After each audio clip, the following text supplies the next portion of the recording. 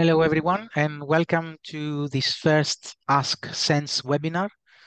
I'm Fragiskos Filipeos. I'm a professor of international business at the University of Essex, and I'm the Deputy Director for the South and East Network for Social Sciences. The purpose of today's webinar is to, first of all, present SENSS, give you additional information regarding the application process, the criteria we're using, but also give you the opportunity to answer any questions you might have. I'm happy to take questions during the webinar, but of course, if you have more specialized questions around your project or around your application, I will be more than happy to arrange a one-to-one at a later point, or even receive an email from you and go through some form of email communication. I will give you all the relevant details in terms of the emails, the websites, and of course, the slides of this webinar towards the end. I'll just have to let you know that the webinar is being recorded, and that recording together with the slides will go on our website, and they will be accessible to everyone should you wish to revisit them at a later point. I have been the Deputy Director for the Southeast Network for Social Sciences for the last 4 years. I've done this webinar quite a few times. In the beginning, we used to do them quite a lot in face-to-face formats, and now we have moved completely online. Obviously, COVID played a role, but also it's the fact that we would like to give the opportunity to as many students as possible, to as many candidates as possible to attend those webinars. This is the first out of 3. There is one more full webinar which will take place in the next few weeks on the 13th of December. And then there is going to be a much shorter questions and answer session on Saturday, the following Saturday from the 13th of December, where I will be basically picking up any questions candidates might have and addressing them. I'm happy to take questions as we go along. There are a couple of ways you could do that. You might see me sometimes looking on my side. It's because I've got my second monitor there with the participants, the questions, and the chat. You could put questions on the chat. You could put questions on the Q&A section of Zoom, or if you want, you could always raise your hand and I'll give you the floor to talk and ask your question. What I might do is I might stop and take questions as we go along. If I see a question which is particularly relevant about the topic I am discussing, I'll stop, pick up that question at that point and continue. This is a safe space. There is no silly questions, so please feel free to ask anything you would like to ask. This is a seminar that we're organizing for you. Right, what I'm going to be talking about, I'm going to talk about 4 topics. First of all, why do a PhD? And I just want to break down some of the conceptions around PhD and the PhD as a qualification, and also highlight things that we're doing at SENSS which might support you in alternative career decisions. I'll then give an overview of SENSS and what is on offer here, what access you will get into what kind of resources, how do we organize SENSS and the competitions. And then I'm going to focus on 2 things which I consider quite important in this whole process. The first one is around finding a supervisor and communicating. The supervisor is key in the whole application process. And it's key because it's the supervisor that will have to write a supporting statement for your application. And that supporting statement, it's something that will have to be submitted at the same time as your application to make your application full and complete. So please make sure that you make the potential supervisor aware of that. You talk to them, you ensure that they have it on the radar, and also, work with them on the project in order to be able for them to submit the best supporting statement. The second topic I will focus on is writing a proposal. And the way I will do it is obviously, a workshop on writing a proposal could probably take a day, and we have organized these in the past. It predominantly helps people who have already an idea. And what we used to do is we used to basically have a working day, a week, a day, excuse me, a working day where we would sit down with potential students and work through their proposals. Unfortunately, that's something that we cannot do anymore because of lack of resources. But what I will do is I will present you the way reviewers will see your proposal, the way the criteria we're using, and how you can address those criteria in the most successful way in your proposal. So, why do a PhD, first of all? I think most people, until very recently, thought that the PhD, the philosophy doctor, as we call it, is a qualification that leads directly into an academic career.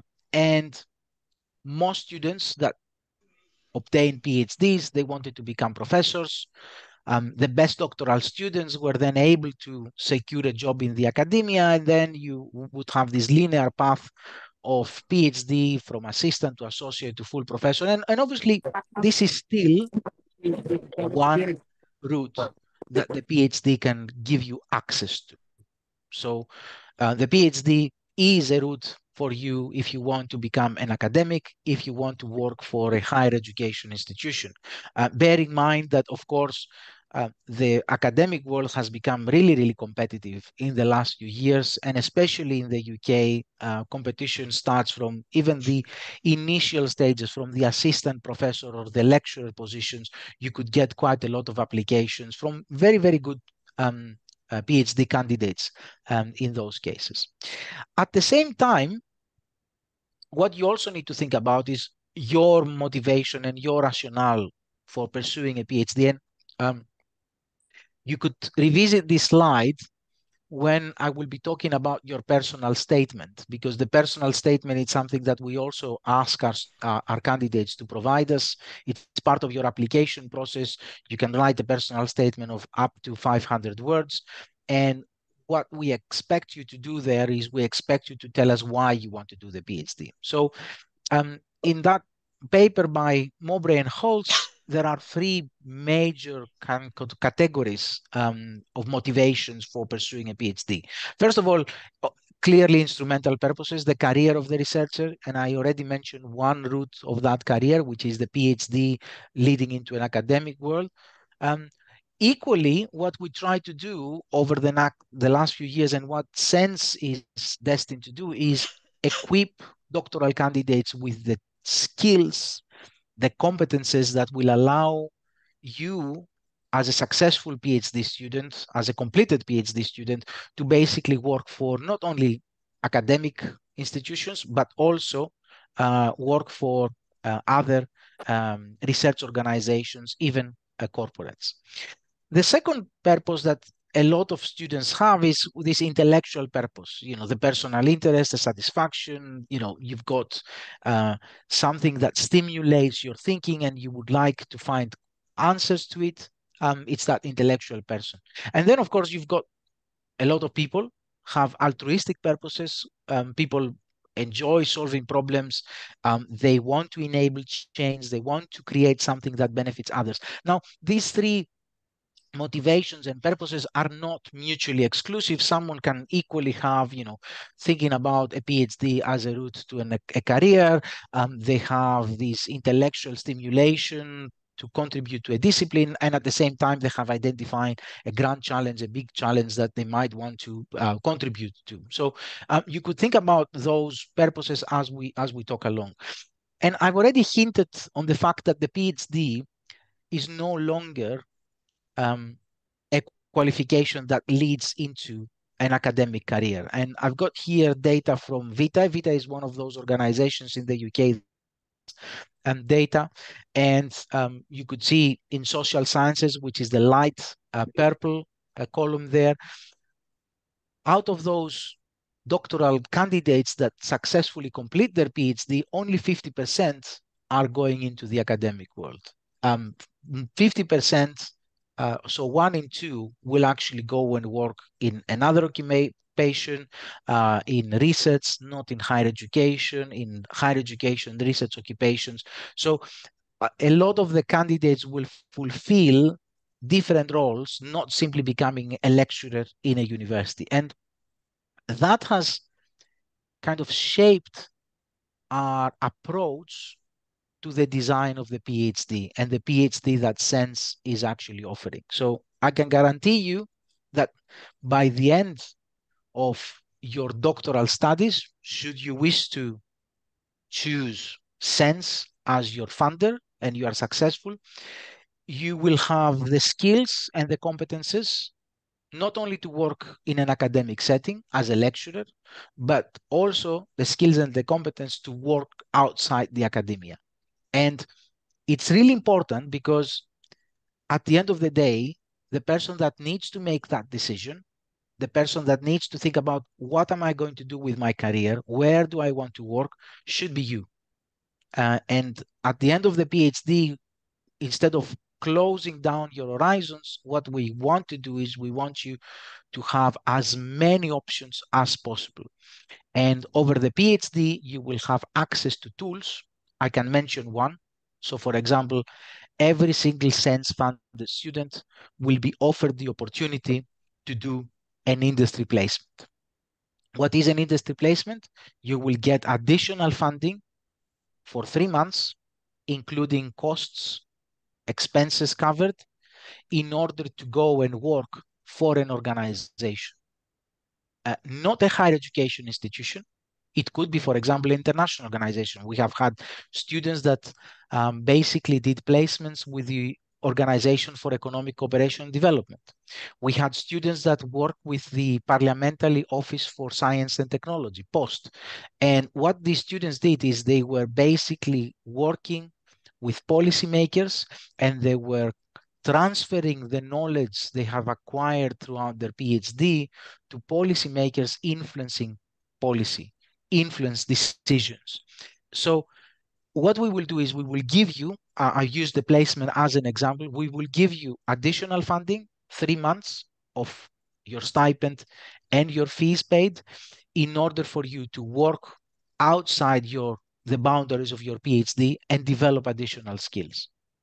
We have other examples, and I'll go through them as we go along the presentation. So the first thing that I want to talk about regarding SENSE is making sense of SENSE. And what is the South and East Network for Social Sciences, and who we are, what we do, and what we offer. So we are one of what we call doctoral training partnerships. We are funded by the Economic and Social Research Council. ESRC is one of the 7 research councils in the UK. And at the moment, there are 15 doctoral training partnerships across the UK and Northern Ireland. SENSE is one of them. The other one, which is in the southeast region of England, is called SEDARC, Southeast Doctoral Arc, and it consists of a number of other universities. There is the Scottish one, there is the Wales one, there are a couple of those DTPs in London.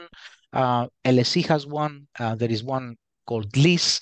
There is always the South Coast one, there is the Midlands, the White Rose one. So every region, almost every region in the UK has a doctoral training partnership that manages studentships and postdoctoral fellowship. I've got a very quick question here from an anonymous participant around the placement, which I will pick up. It is compulsory in the sense that you will have to do it. If you don't do it, we will have to remove the funding. So technically you get 3.5 years of funding, but if you don't do the placement, you will only get 3.25. Now, I'll talk a bit about the placement later on, but we're not going to let you on your own to try to secure the placement. There is a whole range of support mechanisms around the placement that I'll revisit in later slides when I'll talk about the application process. Now, using this funding, we award studentships, we award postdoctoral fellowships as well. And at the moment, we got around, across the UK, 500 postgraduate studentships every year, which are allocated on those 15 DTPs.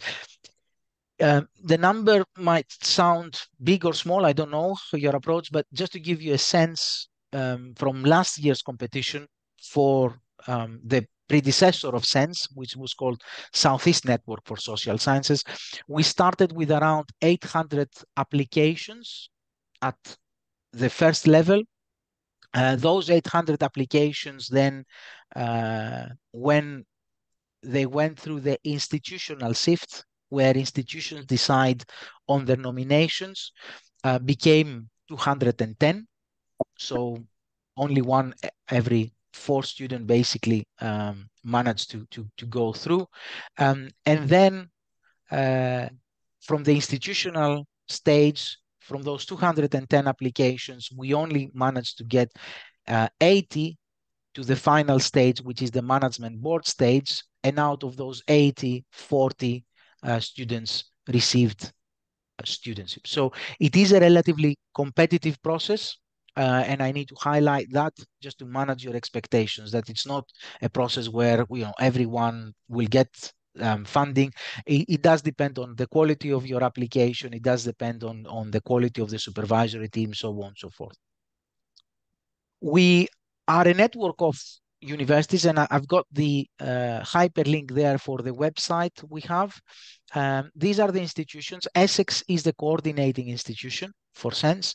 The others are East Anglia, Goldsmiths, City, and Lincoln, Cranfield, Middlesex, and Roehampton. So there are kind of 4 universities in London: Goldsmith, City, Middlesex, and Roehampton, all of them in the wider London area. There is East Anglia, Essex on the east of England, Cranfield, which is on the north part of London, and then Lincoln a bit further north than everyone else. We will be awarding over 30 studentships in 2024. So we have secured funding from ESRC. We've got a number of studentships that we will be allocating. We are currently working through what we call the collaborative project competitions, which is a supervisor-led competition. Supervisors put applications there, and effectively the remaining studentships will be allocated through the student-led.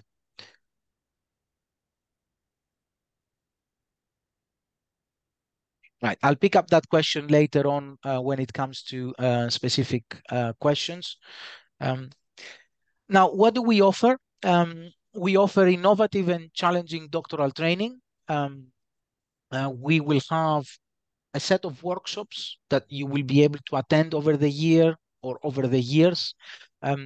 Every year, what we do is we go through a process which we call the development needs analysis. So we come to you and we ask you for specific workshops, specific training that you might need. And on the basis of that information, we put our offering together.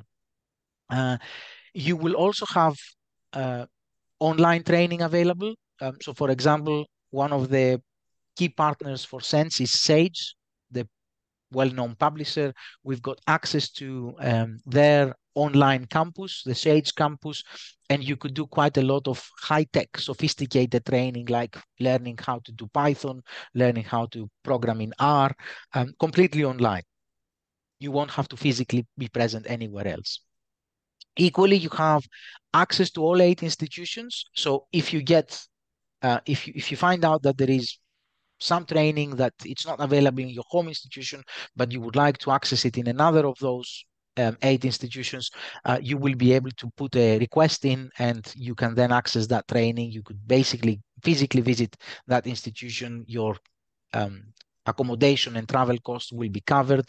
There is funding for that, and you can basically go and do that training there.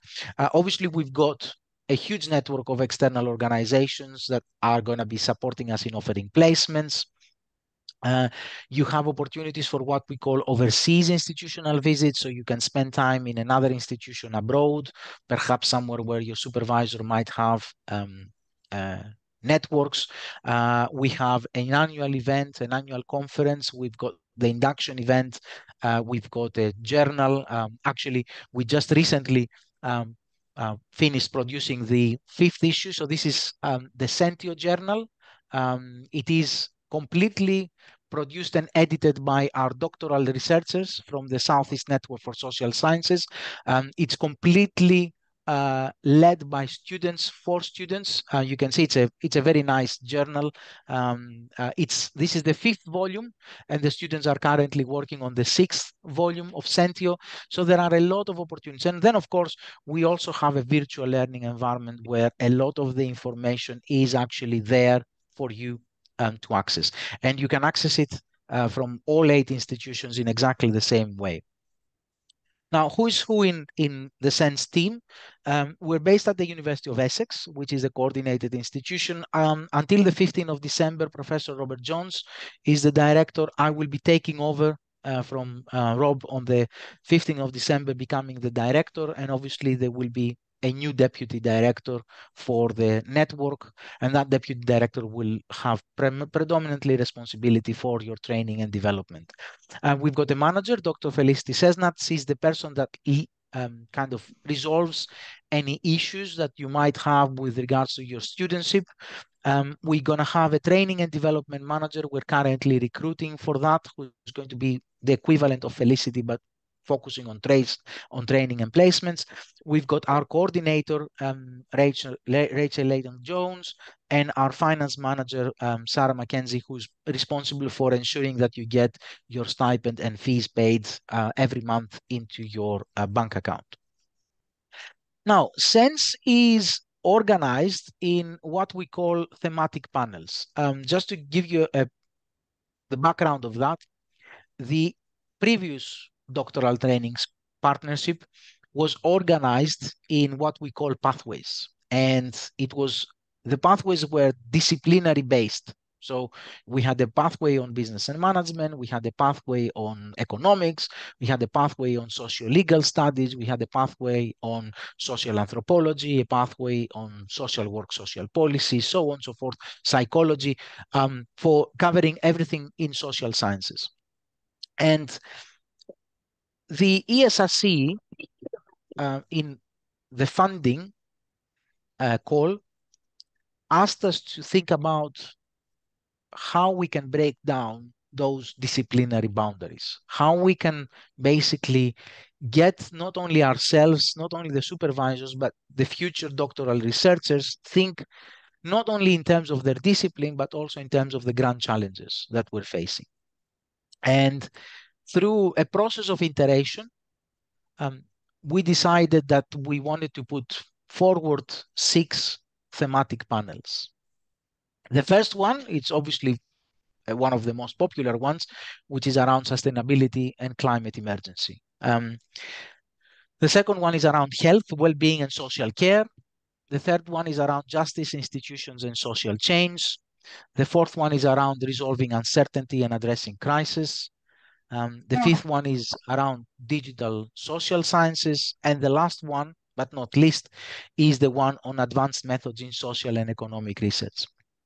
So as you're putting together your proposal, you need to identify which theme your proposal fits in. What is the grand challenge that your proposal is trying to address? I appreciate that there might be cases where a proposal might fit into more than one theme. So for example, someone might be doing a lot of work on climate economics, but at the same time, they might be using advanced methods. That's absolutely fine. My suggestion is you need to go with the thematic area that you feel your proposal fits into in the best possible way, and you could justify as if you were to explain to someone why you've selected that particular thematic area. There is not, these are not in order of importance. All 6 of them are 6 equal players in the development of SENS. So it's not that, just because we come up with sustainability and climate emergency as the number 1 is the number 1 in terms of priorities, and the advanced methods is number 6 in terms of priorities. They're all equal players in the proposal, and they're all going to have a fair share of studentships allocated to them. So Don't feel like, oh, I'm working on this particular topic and he basically mentioned it as the number 6 in the list. No, this is just in order of putting them in some form of order, but they're all equal. Now, just to give you a bit more background and information, and this is something that you will eventually find on our website. We're trying to update it right now. Just to give you a sense how these were developed. So when we received the call and we said, okay, let's think about how to develop thematic areas, I did two things. I looked at obviously the priorities for ESRC, and these are at the far right end of the screen. And I also looked at the sustainable development goals and potential contents for each area. So what you get here is a sense of which sustainable goals each one of those themes is addressing, which priorities of ESRC is addressing, and it gives you a sense of, what are the grand challenges. So for example, digital social sciences, projects there would tend to address sustainable goal 4, quality education, sustainable goal 9, industry innovation and infrastructure. I'm not, this is the comprehensive, I'm just saying that these are examples of things that we would expect projects in these areas to address. And of course, in your proposal and in your discussion, you could relate to those should you wish to provide justification why you're applying for that particular. This is just putting a bit more information on each of those themes and what each of those themes means. So for example, the resolving uncertainty and addressing crisis, projects that deal with migration, projects that deal with humanitarian crisis, poverty, displacements, global pandemics, conflict and civilian deaths, food insecurity, cost of living could all go under that area. And then, of course, you've got affordable and clean energy, peace and justice, strong institutions, partnerships to achieve the goal, the 3 sustainable development goals, and politics and governance, understanding the impact of COVID-19 and putting data analysis at the heart of decision making, being the ESRC priorities that this is addressing. Now, not all institutions within SENSE subscribe to each one of those thematic areas. So when we propose those thematic areas, we've asked institutions to look at their research strengths and tell us in which areas they would like to accept proposals. And this is a table that basically shows that. You can see that larger institutions like City, Essex, Goldsmiths, Roehampton, and East Anglia tend to participate in all areas. But there might be cases like Middlesex, for example. Middlesex doesn't participate in the digital social sciences. Lincoln doesn't participate in the advanced methods. Cranfield doesn't participate in the health, well-being, or the advanced methods.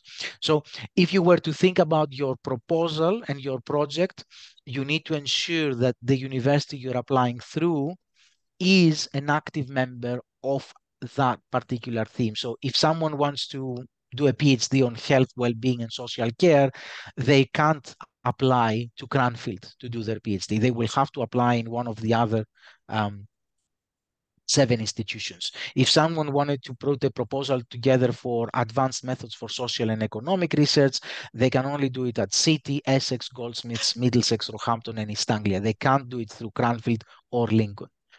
So that's the way the PhD is actually working.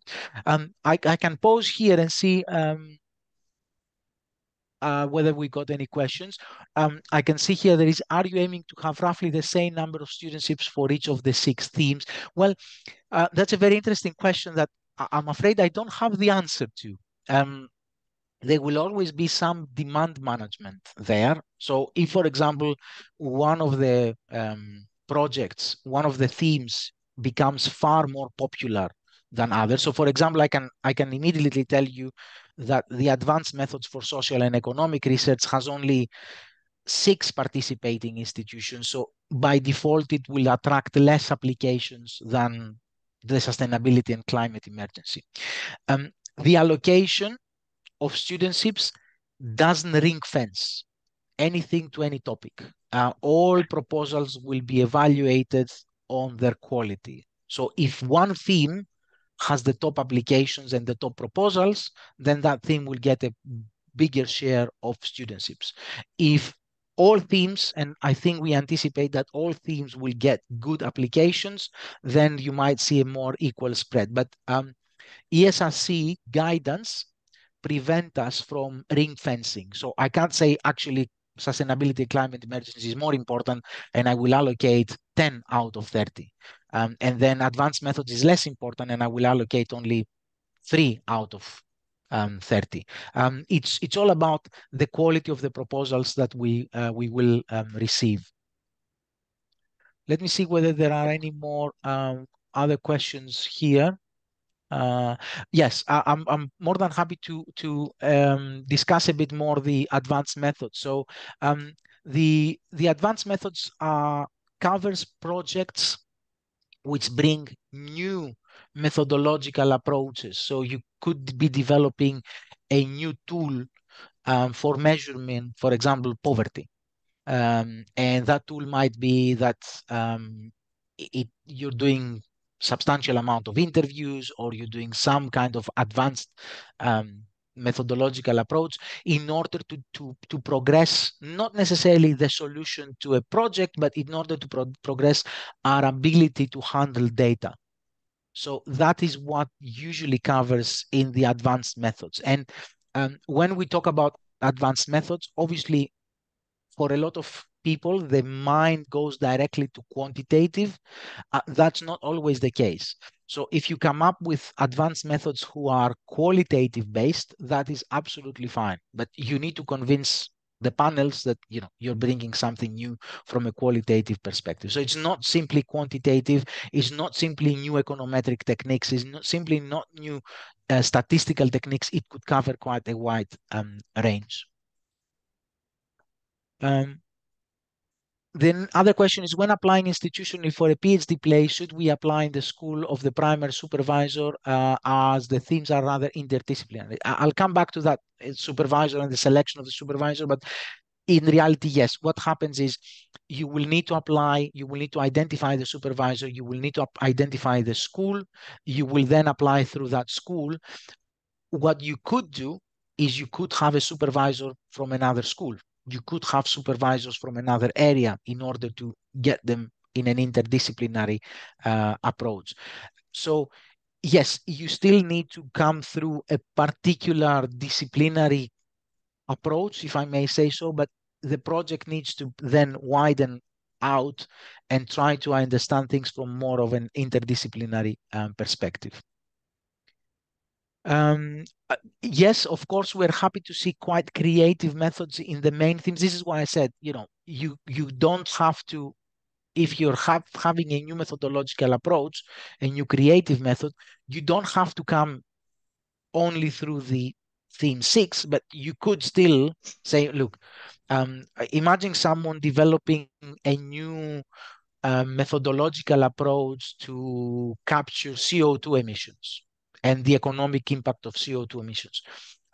This is obviously advanced methods, but equally, someone can argue that this is a very relevant project for the sustainability and climate emergency.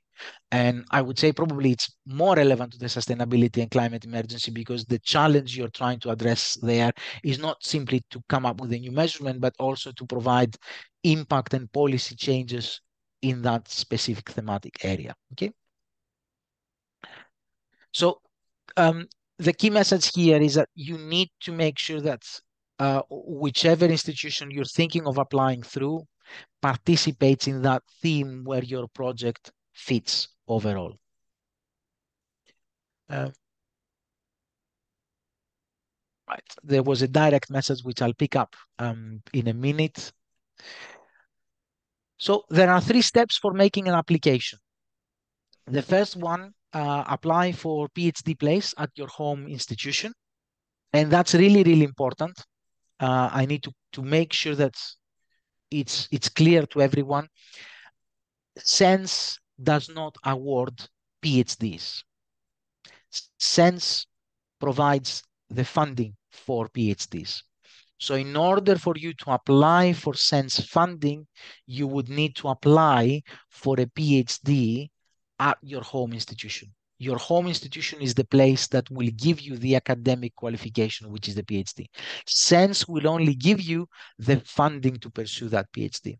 So making application to SENS only through our HEI platform does not make you eligible for the competition because the institution will have to nominate you.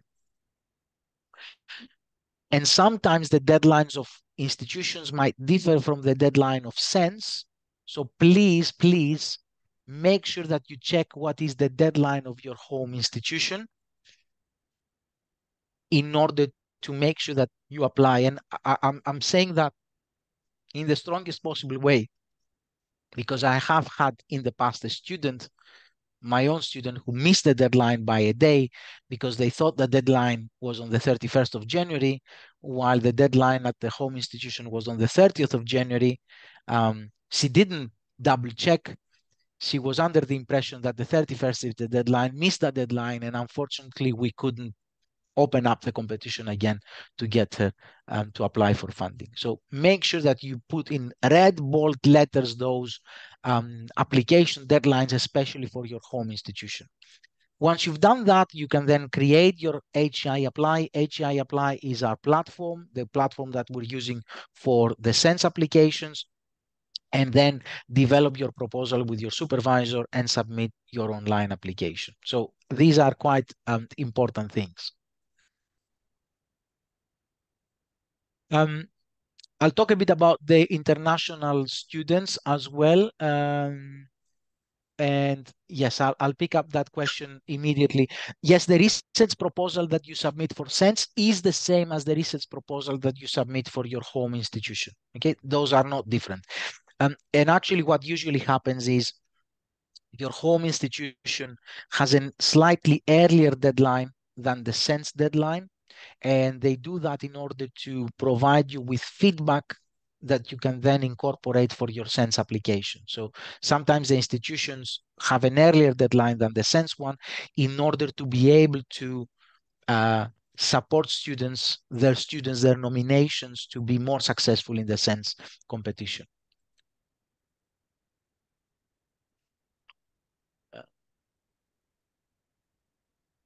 I'll pick up the other questions in a minute and as we go along. If I haven't answered your question, it doesn't mean that I've forgotten about it. It means that I'm trying to keep a flow, and I will definitely come back to every single question that you have posted on the chat there. It's just that occasionally I'm picking up questions which are related to the things I'm saying, and I'm addressing them on the spot. And then once we finish with everything, I'll go back through all the questions to make sure that we have addressed everybody's concerns, around communications or anything like that. So, if you have already enrolled, so if you are already studying for a PhD, for example, someone started their PhD in September, they can still apply for SENS. You will only get the remaining time as funded time. So if someone has done 1 year at the point of when they become a SENS student, they will get 2 more years for their PhD in terms of funding. So if you have enrolled, if you have started your PhD, you still remain eligible for funding. And then you directly apply through HEI Apply, of course.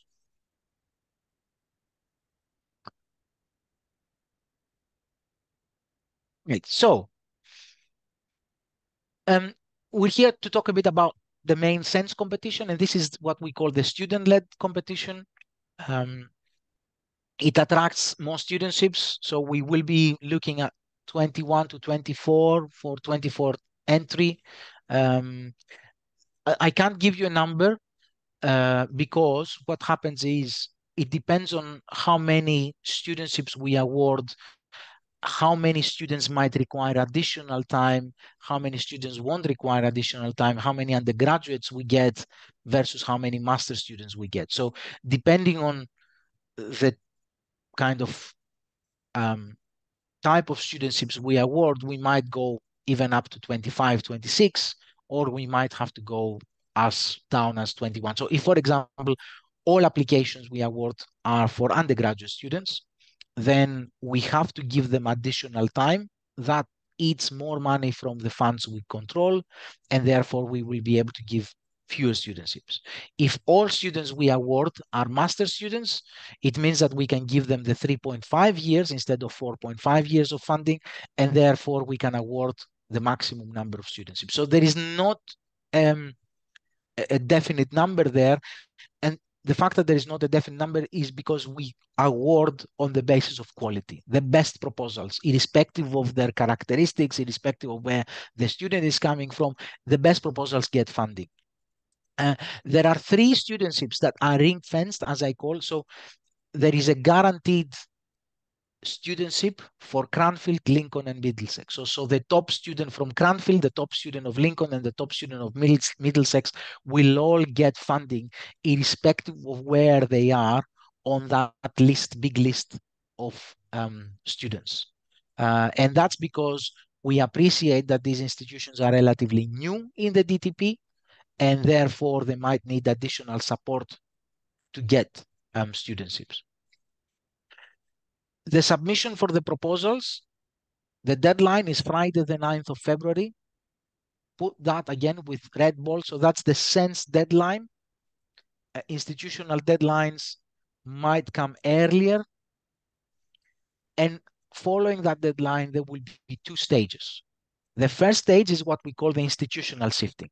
So institutions will look at the applications they have received.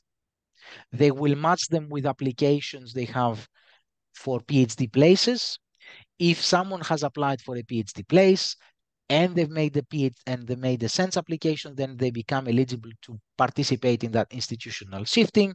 And institutions have a set number of candidates they can put together. So if an institution receives 100 applications, they won't be able to put 100 applications forward. They will probably be putting something like 20 applications forward. So there is an initial shifting there at the institutional level. Following that, all these nominations from institutions, they go to what we call thematic panels. The thematic panels are review panels that consists of supervisors, experienced supervisors that work for each of those institutions.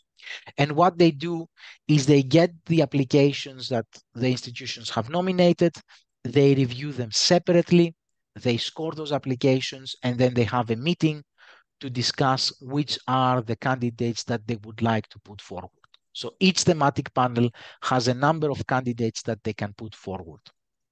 And once that is done, we create a single list with all the candidates from all the thematic panels, and we gradually go down that list in order to award studentships. And the offers will be made in April 2024 with the expectation that your PhD will start in October 2024. So you apply now, and the expected start is going to be October 2024. If you are already in a PhD, the expected start of your funding will be October 2024. So this is when effectively the funding will commence.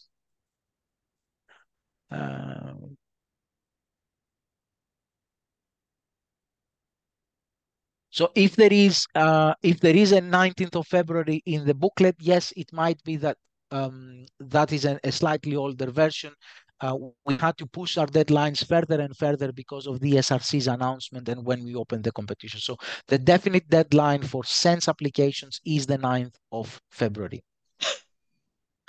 Now, additional details, and I'm going to be possibly picking up a lot of those questions around master studies, undergraduate studies. I've got a few of them for the 4.5 years. For example, someone is asking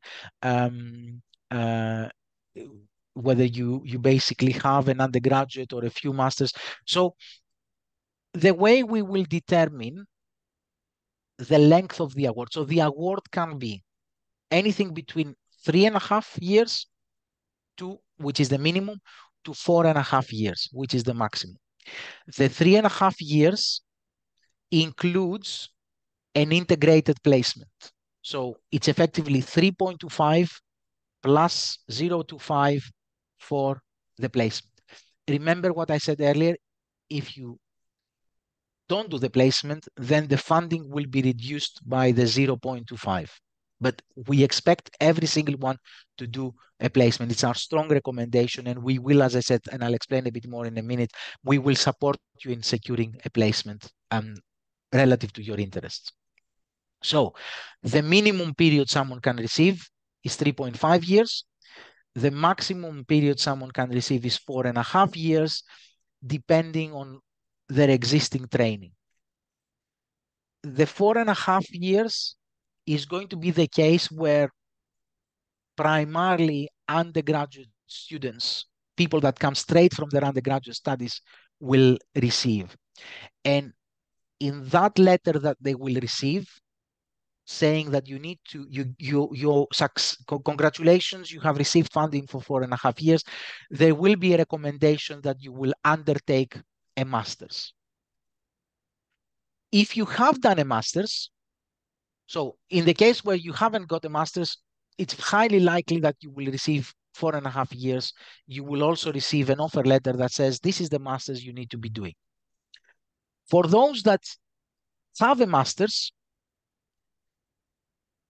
the default position will be the 3.5 years. So if you come in with a master's completed by September 2024, if you're currently in your master's year and you're finishing that master's, you will potentially receive the 3.5 years. There are a few exceptions to that, and the exceptions are cases where the project has, for example, specific needs. So the project has needs around engaging with an ethnographic methodological approaches, but the student hasn't done much on ethnography. The supervisor then, in their supporting statement, they can tell us that actually this student has a master's, they've done research methods, but they haven't done this specific aspect of research methods, which is crucial for the completion of the PhD. And then what we will do is we will evaluate that. And when I say we, the thematic panels and myself, we will evaluate that and we'll say, actually, this student will receive 3.75 years of funding. And we will use that 0.25 to give you additional time to train on that ethnographic aspect.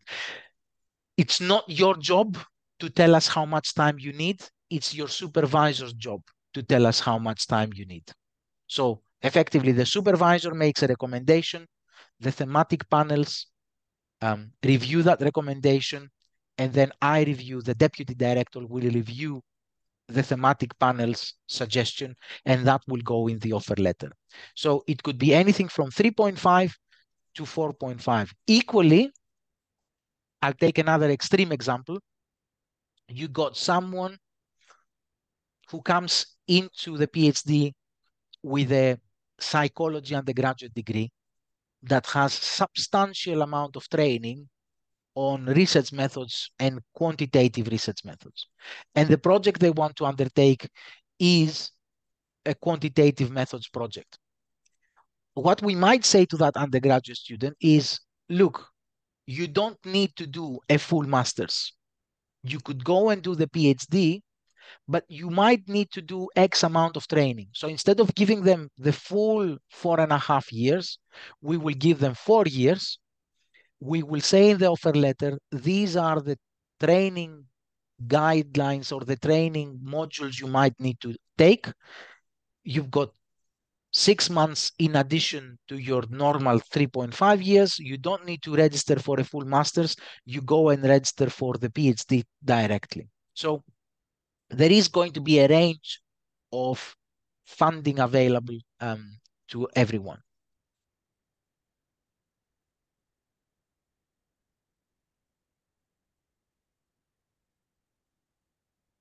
If anybody goes through the masters, I'm picking up one of the questions there that says, if I qualify for the 1+3, do I have to undertake a full MSc and then do the dissertation? Yes, if the letter, the offer letter says that you need to do a full MSc, you will then have to do that full MSc and get the award of that full MSc. Uh, your offer letter will tell you exactly how much money we're giving you, how much time, the equivalent of money we're giving you, and what are the requirements that you need to fulfill in order to successfully complete your PhD. Now, on top of the funding you will get in that offer letter, you could get or request additional funding for overseas institutional visits, field works, and or difficult language training. Imagine someone that comes in doing for example, in the thematic area, resolving crisis and addressing uncertainty. And what they want to do is they want to do field work in sub-Saharan Africa to understand poverty, to understand famine, to understand how populations there might be displaced. That project will require field work. What you need to do is you need to tell us in your application that you will require 6 months of field work. You need to give us a budget in that application, because what we will do is we will guarantee that if your application is successful, that funding will come at the same time in your offer letter. So in your offer letter, we will tell you that, okay, you've got 3.5 years to do the PhD plus 6 months of additional funding to do the field work. And for example, someone might argue, but actually I also need to learn the local dialect, and the local dialect is one of those difficult languages. So we might give you an additional 6 months to learn that language. So, but that has to be done at the application stage. So if your project requires field work and or difficult language training, the application stage is the stage that you need to tell us, where you give us a budget. Obviously, we allow for deviations from that budget because of inflation, because of changes of costs, but at least you need to give us a budget, a relatively accurate budget at the application stage, okay? And that will extend your PhD by X amount of time, depending on the time you have requested. On top of everything else, on an annual basis, you will get access to something that we call research training support grant. At the moment, we have slightly increased the 750. We've taken up to £940 per annum, or a maximum of 3,500 for the duration of the award. And this is money that you can utilize together with your supervisor to access additional training that perhaps we don't offer. So it might be that there is an institution abroad that does very specialized training on a methodological tool that you would like to use. You could utilize that amount in order to get that training. You could basically submit an application to SENS and say, look, I want to tap into my research training support grant. I need £2,000 of that grant in order for me to go and do in Erasmus University this fantastic econometric workshop, which basically talks about differences in differences. I'm just using an example out of the air now. And that's money that we can then provide to you. It's money that every single one who gets a scholarship will have access to. Okay, and it's a relatively light touch process of awarding that additional funds. Again, before we move forward, because someone there is a question here around that. The person that recommends the first person that recommends the length of the award is the supervisor. It's not up to you. In your application, we won't ask you how much time you want. What you need to do is you need to talk to your supervisor, and the supervisor will recommend to us that for this specific project, this specific individual will need that amount of time to successfully complete the project. Okay, so we don't ask you to do that inference. There is no point. We don't expect you to have the experience to give us a very clear number. But what we expect you is to be able to communicate with the supervisor, discuss with them, and in that discussion, the supervisor can then make an argument, a case around a 3.5, a 3.75, a 4, a 4.25, a 4.5, or even more than 4.5, depending on whether there is field work, so on and so forth. So it's the supervisor. And then what happens is the thematic panels will basically verify that, check that, and the deputy director of SENS will give the green light at the end of that whole process. What we're trying to do here is we're trying to see the skills of the individual, the skills required by the project, and identify potential gaps and support the individual in developing, in ensuring that they develop those skills in order to successfully complete the project.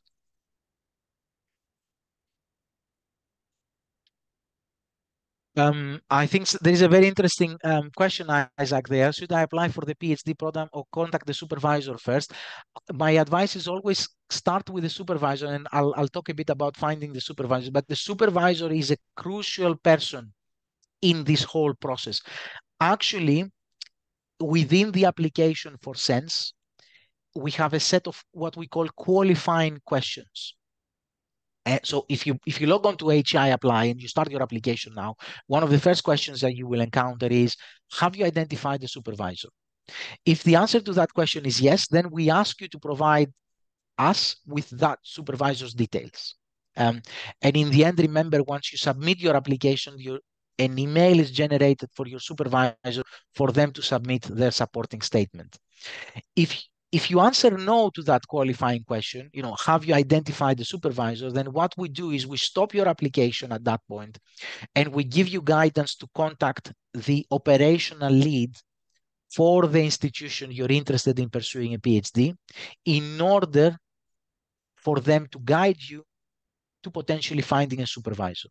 So in the order is, I choose my topic, I choose my institution, I work through, find a supervisor in that institution, and then I contact that supervisor before I even start my application process to share with them the idea, discuss with them, and get them on board for my project. If you don't get the support of the supervisor, then it's highly unlikely that you will get through to the next stage of the competition. Some important information, as I said already, you don't need a master's. You may be eligible for an award if you have professional experience, an undergraduate degree plus professional experience. Again, the supervisor is someone who can guide you in that application. We will offer all studentships on a full or part-time basis, irrespective whether they are 3, 4 year, 4.5 year. So you can apply for a part-time PhD. And all studentships are fully funded regardless of your residential eligibility status. Now, I've got a question sometimes especially from international students, and perhaps I'll pick up the question around international students here.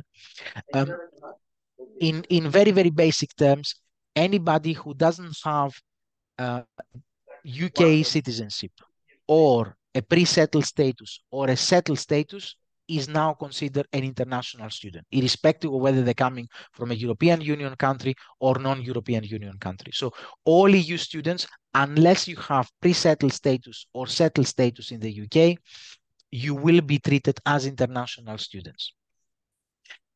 In the UK system, international students tend to pay higher fees than home students. What the institutions that participate in SENS have done is they have waived the additional fee for those SENS-funded students. So in reality, when you get your studentship, when you get your funding, what you will get is your fees paid. They won't be asking you to pay any additional fees, right? And after getting your fees paid, you will get a stipend, which is at the moment just under £18,000 for non-London universities, just under £20,000 per year for London-based universities, because you get what we call a London allowance there. So you won't have to pay any additional fees. Okay, so your fees are completely waived irrespective of your status. 4 stages: check your eligibility, apply to your chosen university, discuss your application with the supervisor, apply for SENS. Check again, I have to say it many, many times just to make sure that I get my message across. Check the home institution deadline. Okay, I can't say it more than enough. And then the deadline for submitting your SENS application is 12 o'clock Greenwich Mean Time on Friday, 9th of February 2024. You are only allowed to submit one application for a student-led studentship. So what does that mean? It means that you cannot apply through Cranfield and Roehampton. You can apply for a PhD place at both institutions, but what happens is when you come to SENS applications, you will only be allowed to submit one application with one of the two institutions. Otherwise, we could end up someone applying to all 8 institutions with SENS and then having 8 different applications from the same individual. So in reality, you can apply only for one student-led project through one specific university. We will be,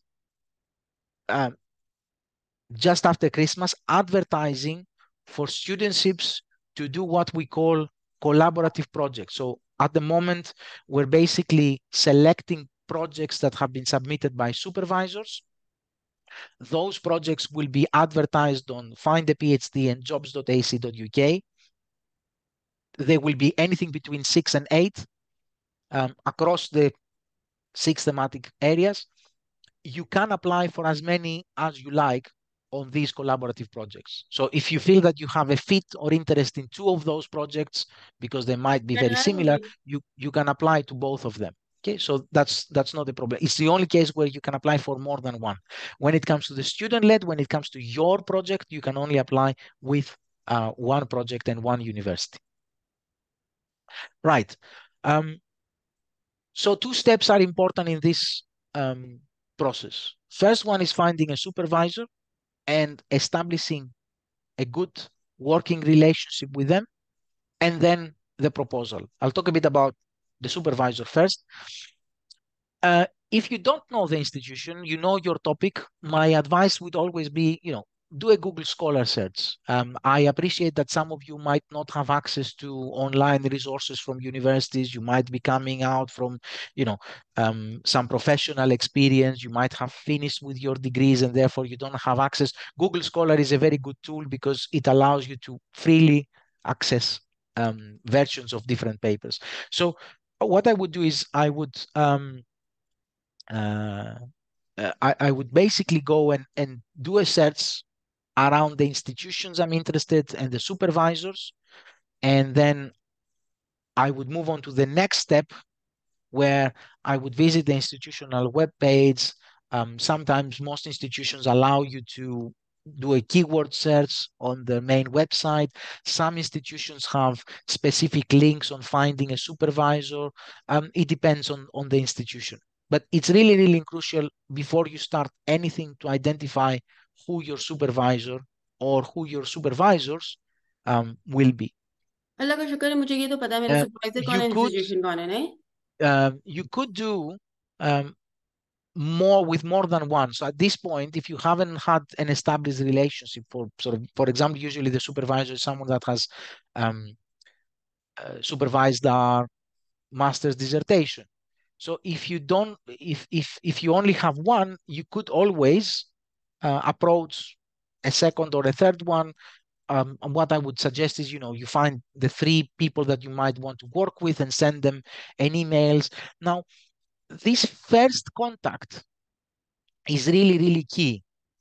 And it's key because I take myself as a potential supervisor. We do receive quite a lot of emails from students that want to do PhDs.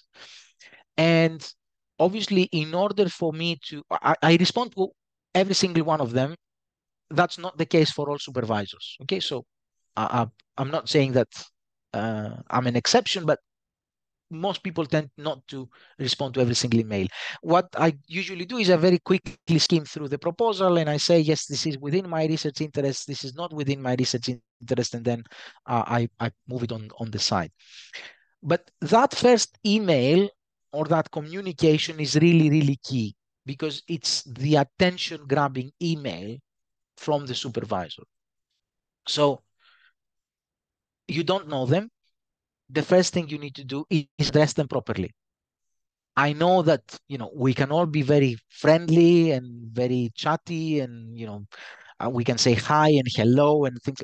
But if it's the first time you talk to someone, and if someone relatively senior, address them properly. Dear Professor X, dear Professor Z, use their title, you know, and try to be polite with them, at least in that first email. You will sense from their response style whether they are happy to engage in a more friendly, informal way, or whether they would like to maintain the formalities there.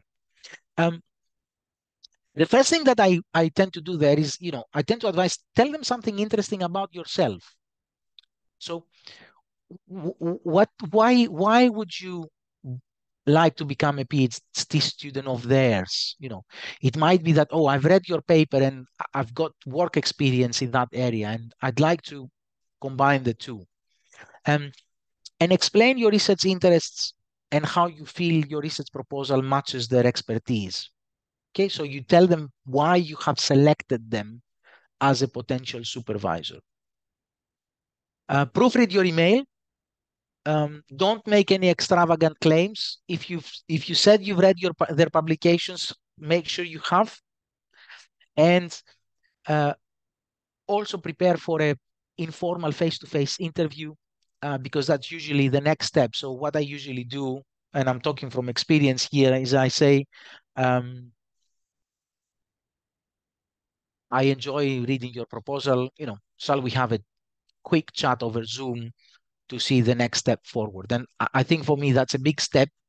It doesn't happen to every single student, but it's the step where I demonstrate to the student that I'm willing to spend more time reading their proposal and engaging with them. So don't miss that opportunity and be as prepared as possible. Make sure that you've got your proposal open, make sure that you've read your literature when you do that meeting, and talk about the potential idea you might have. It's at that point where you have to establish rapport with them.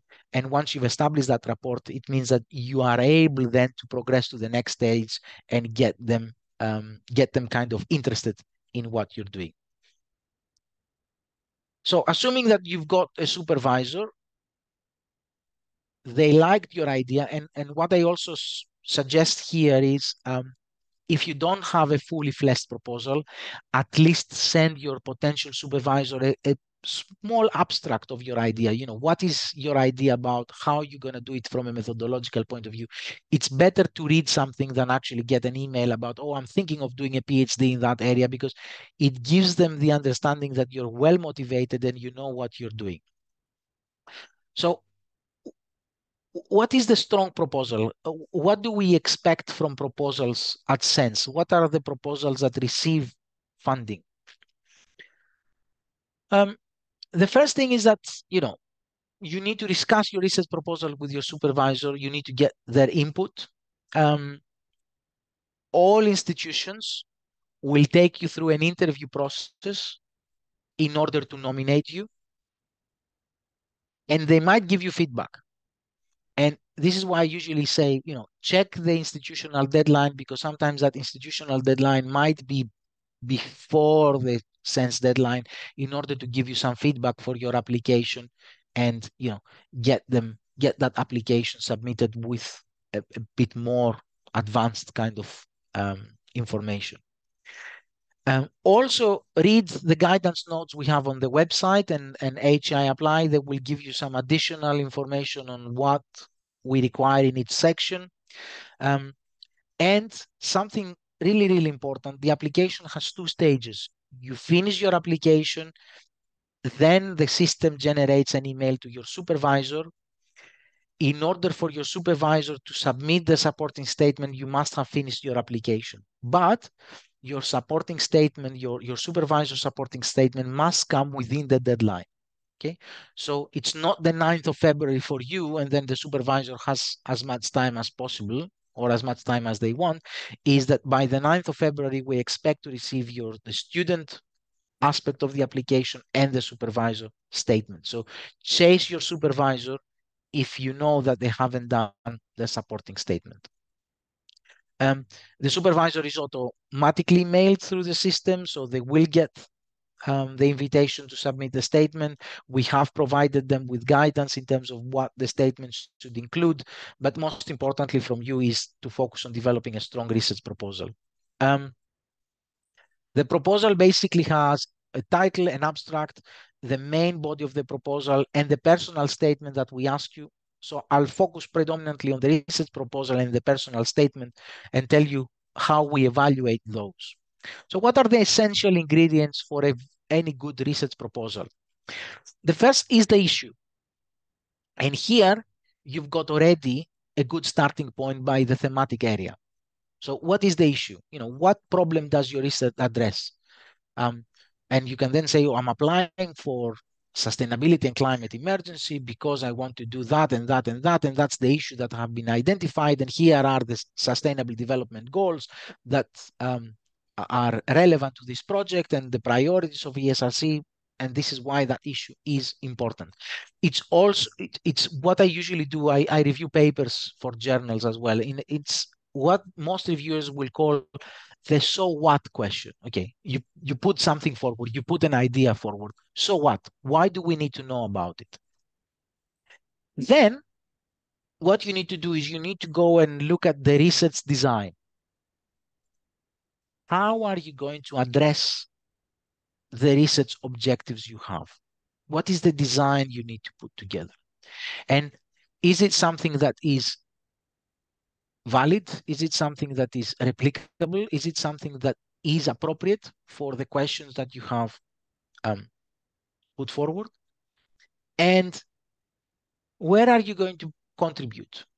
Are you contributing simply to academic knowledge? Are you contributing to professional practice? Are you contributing to policy? Are you contributing to management? Who are the beneficiaries of your project? So you think about issue, this is my question, this is how I'm going to address that question, and these are the people, these are the organizations that will benefit from finding out answers to those questions. So your research proposal, which should be discussed with your proposal supervisor, should include the key areas of the project, why you want to do this research, the research problems, sometimes the research context, which is the context of your research. What is your particular contribution to knowledge? What are the methods that you're going to be using? What are the sources, if appropriate? How the project will develop over the period of the award? Are there key stages? Is it a project that requires scaffolding? So one study after the other? Or is it a project which we tend to see a lot in, for example, economics, where you've got 3 separate papers, and these 3 separate papers will come under one PhD umbrella. And also, how your doctoral research relates to your eventual career aims. Make sure that whatever you do, you avoid these 4 mistakes. First of all, typos, really, really important. Lack of clarity and consequently extreme jargon. Remember, the people that will be evaluating your proposal as part of your thematic area might not come from the same discipline as you and your supervisor. So you need to clearly explain to them how you're going to do what you propose to do. And also, try to avoid having a brief proposal with very long references section, because that gives the idea that actually you're talking to a literature that has already matured, and the contribution to knowledge might be very, very small there. The structure is a description, the research background, and the research questions. The research background usually talks about the state of the art and the literature, the methods, the timeline, and your impact. So these are the sections. If someone thought about, what kind of sections am I going to put there? First of all is the so what, why are you doing it, the description. where are you contributing and why you're developing those questions, how to address through the research methods, what is the timeline over the 3 years, 3.5 years, and who are the beneficiaries? How do you envisage the impact of your project? Now, there are 4 separate sets of criteria which we will use to evaluate your proposal. You can understand that the major area is the evidence that we want to see on the quality as well as feasibility of the proposal. Okay? And that takes 40% of the score. The interdisciplinarity and the impact potential takes 10%. Now, we have debated a lot within SENSS the definition of interdisciplinarity. In essence, what we talk about here as interdisciplinarity is the use of theories and approaches from more than one research discipline. So it might be that you're borrowing methodological approaches. It might be that you're borrowing concepts from other disciplines. It might be that you're borrowing literature from other disciplines. So that's the kind of our approach to interdisciplinarity. And then the 2 more areas are evidence that you're well prepared and evidence of the quality of the local research environment, including the supervisor expertise. So, and obviously that is evaluated through the supervisor statement and the supervisory kind of team that is being developed around you and around the project. These are some basic definitions of what we expect to see. So, for example, in terms of quality and feasibility, the research questions are clearly outlined. The project is well located within existing literature. It has the potential to generate new knowledge, clear research methods, a timetable which is reasonable, and of course, the necessary evidence or data that you require for this project are available or you are able to collect them. And if, for example, you tell us, oh, we're gonna be using primary data through interviews, we would need to see there some evidence that you have thought about how you're gonna generate your sample for those interviews. The interdisciplinarity and impact potential is around the fit of project with the relevant theme. And you could talk about the beneficiaries there as well to talk about your potential impact. Preparedness. Here we look at your ability to communicate, your ability to demonstrate the awareness of your surrounding literature. So where do you position yourself in the literature? Obviously, the enthusiasm of supervisor supporting statement and evidence of achievement, progression in studies to date. So, what you have done so far with your studies.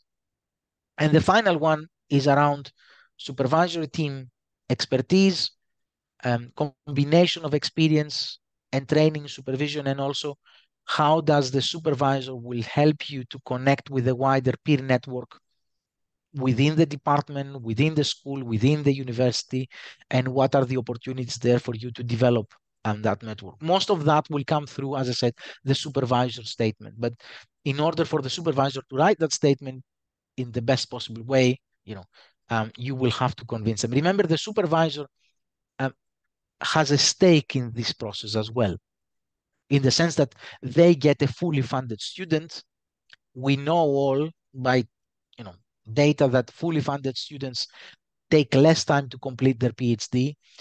They also have access to additional funds to support your training. So the supervisor, it's almost like they get a mini research grant if they get a fully funded student to do a PhD with them. So they have a stake, they have interest in this process, and they will try to write the best possible letter. Now, what do we look for when we talk about quality and feasibility of the proposal? It will predominantly based on your proposal, and then We also look at the supervisor statement because the supervisor can tell us whether this is a new area. Remember, the people that evaluate the proposals might not be the experts in that area. And we're looking for your ability to design and conduct a strong research project. We look for a well thought out plan and where you belong in the literature and what is the impact. In simple terms, make sure that your idea stands out. And remember here, reviewers will probably have to read about 30 applications for every thematic area. So you need to make them think, oh, I remember that application when we usually have, we have a meeting after reviewers individually score every proposal. We then have a meeting, and in that meeting we discuss every proposal, the strengths, the weaknesses, the advantages, and you usually hear reviews, oh, I remember this proposal because that was a fantastic idea, and usually this is what takes you over the bar for funding. Make sure, though, that you have supported that as much as possible. Ensure that you have adequately covered the literature. One of the major mistakes, especially when the proposal is based on the dissertation of a master's, is that the literature might not be up to date. So before you submit your proposal, ensure that you have covered the most recent references there. Do not under or over promise. It's around feasibility. You don't say to your reviewers, oh, I will be doing 300 interviews of an hour each over the course of that PhD, because that's almost impossible. If someone makes a claim like that, the panel will go, well, hang on a minute, that will take a year of your studies to do the interviews, to review them, transcribe them, analyze them, probably more than a year. So it's not feasible. And ensure that you have appropriate methodology and a contingency plan. For example, a lot of students propose surveys. What if those surveys don't generate the necessary response rate? What is going to be your contingency plan? Have you thought about that eventuality? And I think it's really important. You might not have the answer, but I think what is really important is to show to the reviewers that you have thought about that. So outstanding quality, clear aims, appropriate methodology, clearly stating the impact, and feasible within the time. These are the key highlights on the quality of the research proposal. In terms of preparedness, this will be based on your description of how your previous experience, and it doesn't have to be only academic experience, it could be professional or life experience, has prepared you for this study. And it's also based on your supervisor's evaluation of your suitability. It could be on your performance of your undergraduate level, how your professional experience, how the program will contribute to your long-term career aims.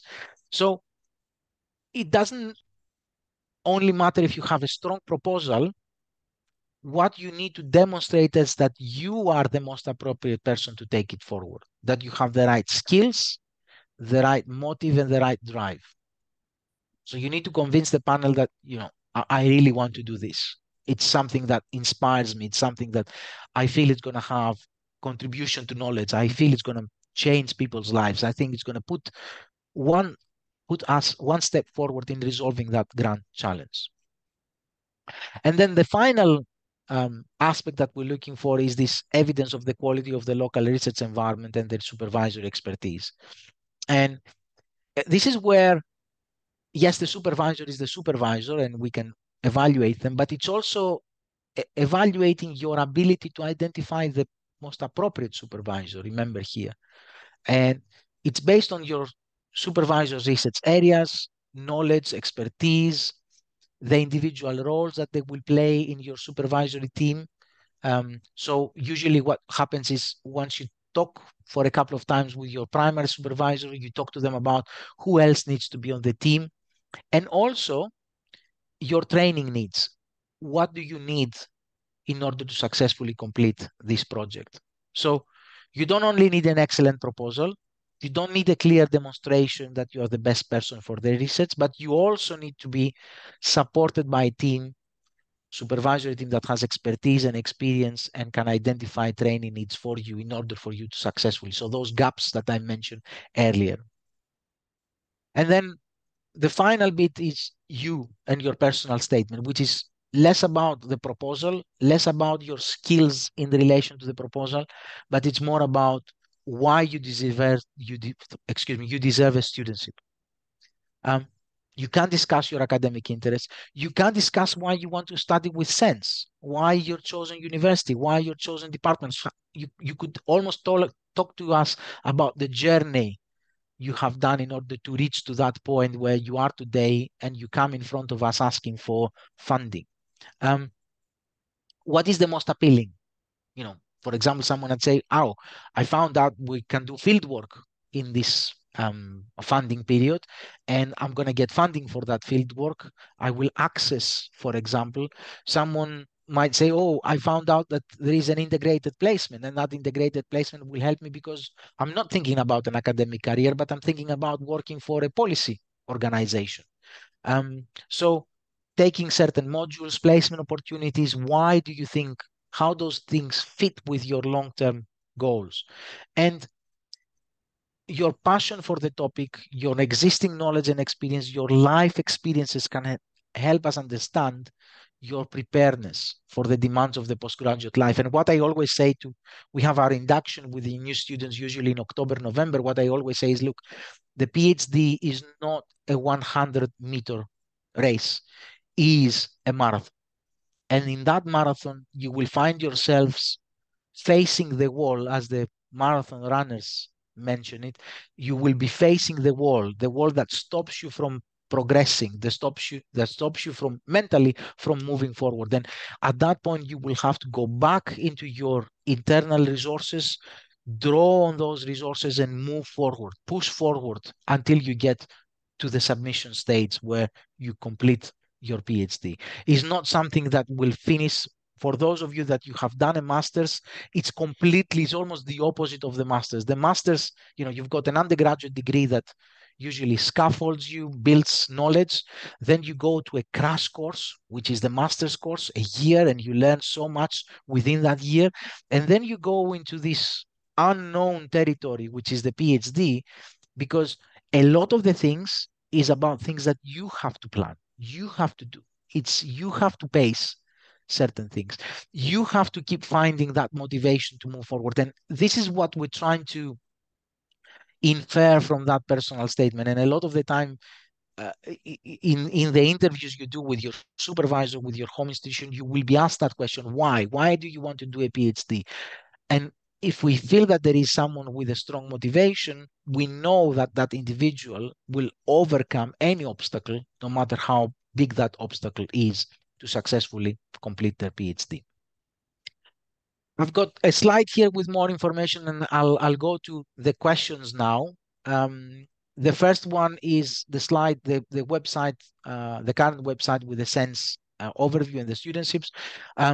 We've got 2 blogs there from my former institution, Kent, where myself and another colleague, we have written about how to apply for PhD funding and how to apply for a PhD in the UK. We have I think on the website, if it's not there yet, we will upload it quite soon, guidance on finding a supervisor. If there are any academic inquiries around the application process, talk to me about your project. This is the email you can use. If there are any administrative issues, eligibility issues, issues with the application platform, you can use the admin at sense.ac, sense-dtp.ac.uk, where Rach is the person responsible for monitoring that email. Right. Let me pick up the questions that have come through and then address them one by one. So we talked about the placement and the compulsory nature of the placement. So it's not compulsory, but it's something that we will strongly recommend.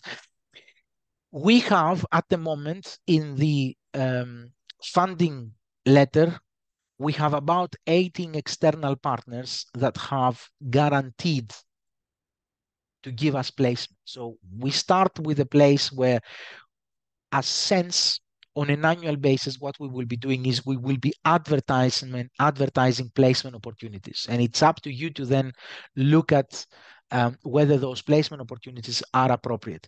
Equally, what we always say is that yourselves and your supervisor, you might have an organization that you want to work with.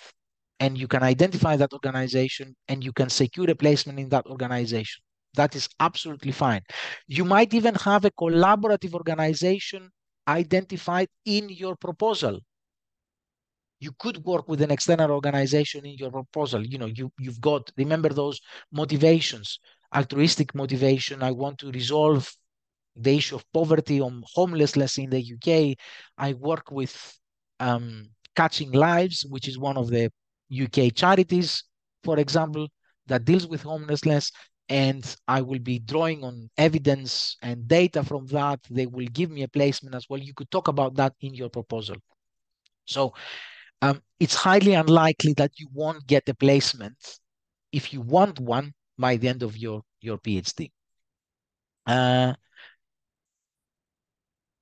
I'll pick up the second one. I'm doing, Mariam is the one answering this, asking this one. I'm already doing a PhD in media studies from Middlesex University, completed first year, planning the field study for 2024, April, May. So you've completed the first year this September.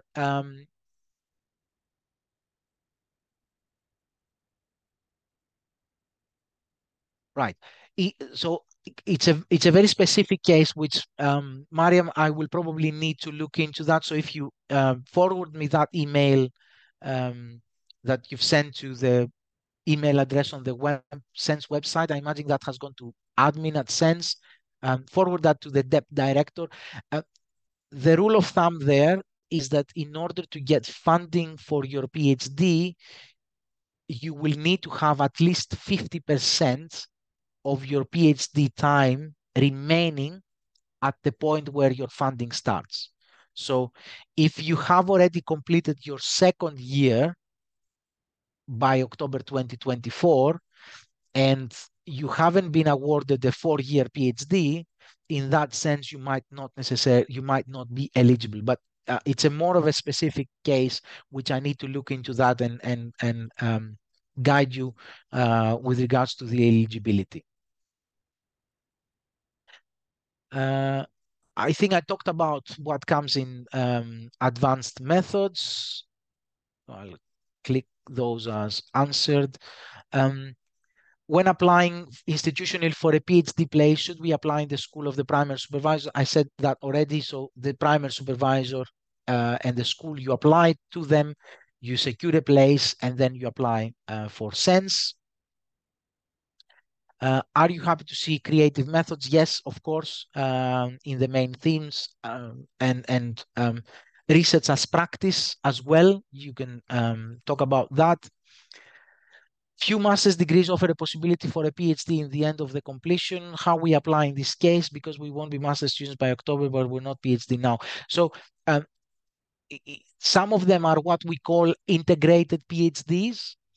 So if you're thinking of applying for an integrated PhD, that is a master and then a PhD, that's going to be a completely new program for you, Angele.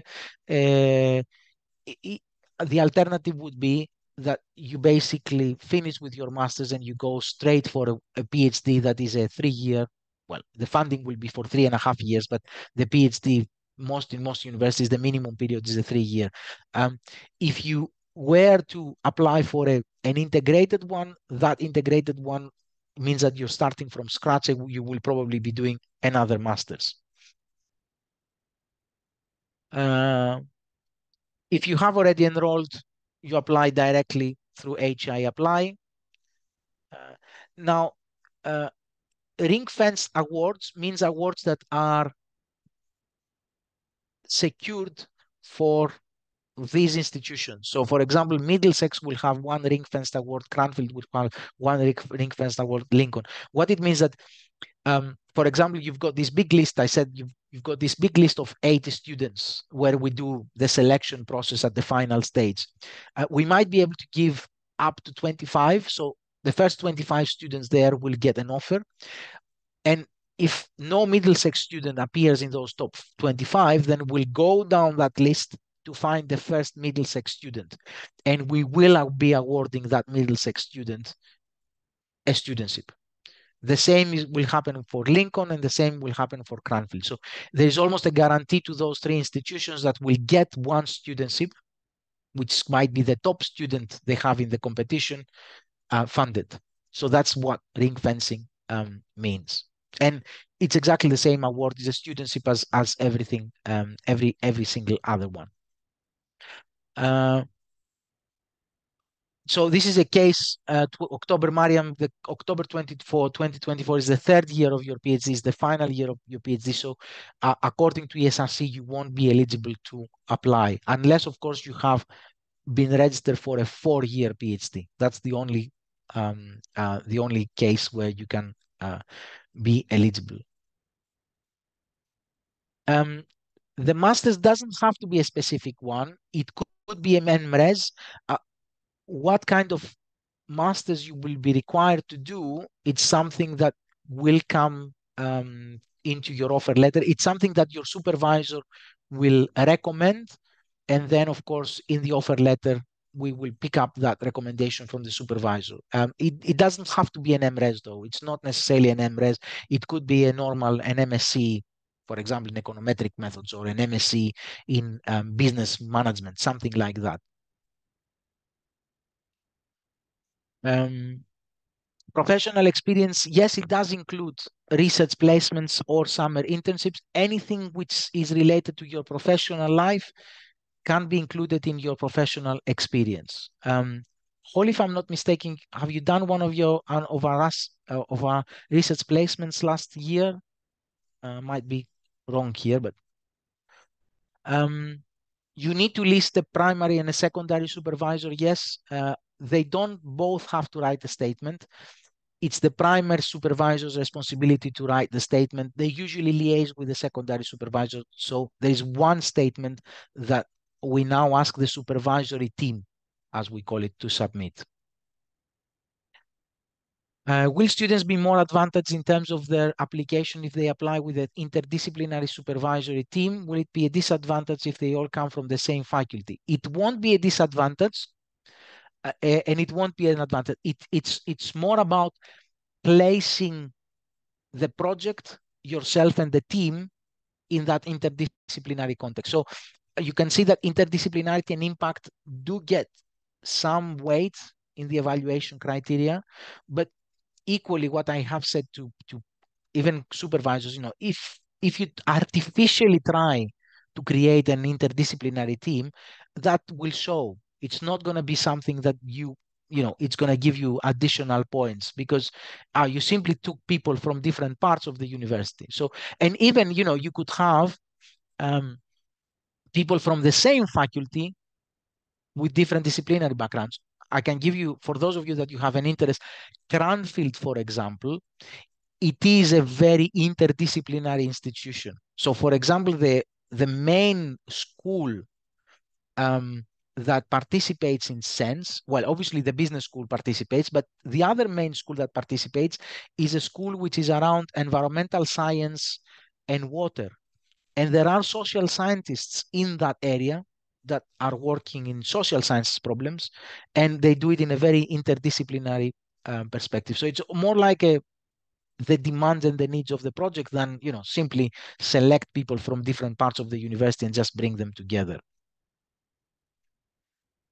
As part of the full-time applicant, is the possibility of consultancies along with the award? If so, what is the max per hour per annum one can work? Usually the ESRC has relatively strict rules. You could do consultancy work. Equally, you could do teaching work. For some of you might want. Usually it's about 6 to 7 hours per week that the SRC allows on top.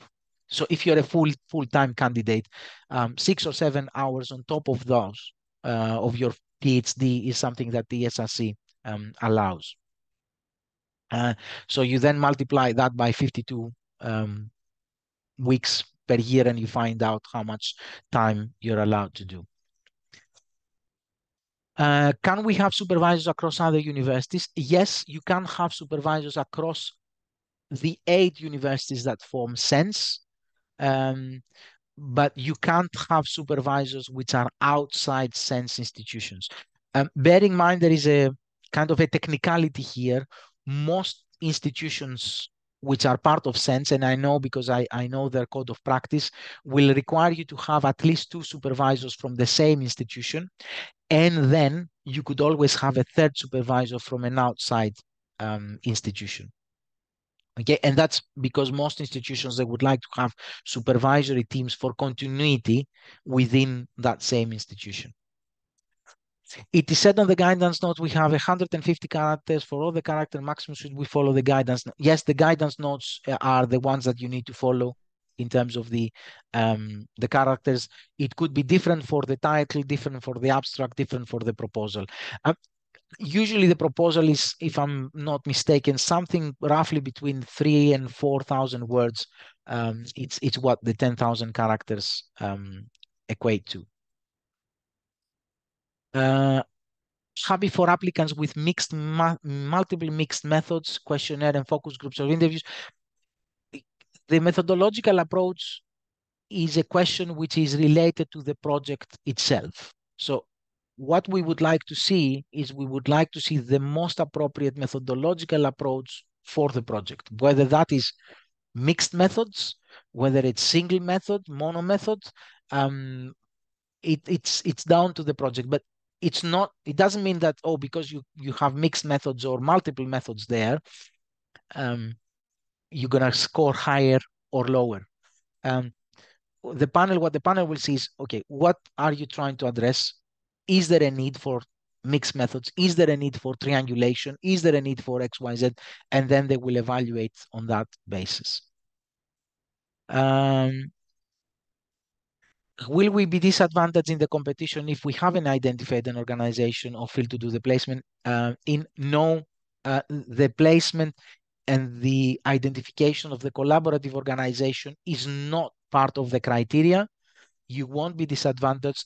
We have the questions there just to give us also a sense of demand management. So, if we have out of the 20 students, 20 of them might have identified an organization already, it's easier for us because then we will only have to provide 4 additional placements. So it's almost for us to get a sense of where you are with the placement and whether you will need support or not. Mariam, you please email me and copy also your supervisors from Middlesex, so we might want to triangulate that discussion.